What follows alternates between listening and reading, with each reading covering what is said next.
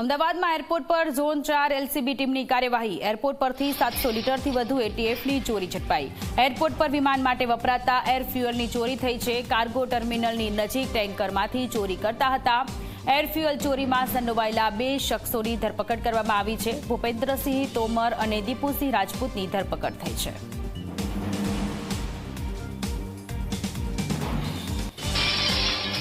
આજરોજ LCB zone 4ની ટીમને એક બાતમી મળી કે એરપોર્ટમાં કાર્ગો ડેપો પાછળ જે ખુલ્લી જગ્યા છે ત્યાં એક ટેન્કરમાંથી એટીએફની ચોરી થઈ રહી છે। એ બાતમી આધારે પોલીસે ત્યાં રેડ પાડી અને ત્યાં એક એટીએફ ભરેલું ટેન્કરમાંથી એને પંચર કરીને 2 આરોપીઓએ ફ્યુઅલ ચોરી કરતા હતા। આ 2 આરોપી ભૂપેન્દ્રસિંહ રામપ્રકાશસિંહ તોમર અને દીપુસિંહ એવરનસિંહ રાજપૂત, આ 2 આરોપીઓને પોલીસે કસ્ટડીમાં લીધું છે અને આ એક લોડિંગ રિક્ષા જેમાં આ ફ્યુઅલ ચોરી કરીને નાખતા હતા એને પણ કબજે કર્યું છે। કુલ 780 લીટરની ચોરી ત્યાં પકડી છે। આ લોકોએ એક લોખંડની પાઇપ લઈને ત્યાં ટેન્કરને પંચર કરીને ત્યાંથી ફ્યુઅલ ચોરી કરતા હતા।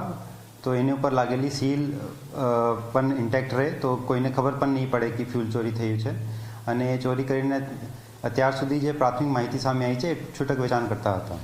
આ જે ચોરી થઈ છે આ કાર્ગો ડેપો જે છે એ પાછળ એક ખુલ્લી જગ્યા છે જ્યાં ટેન્કર વેટિંગમાં રહે છે।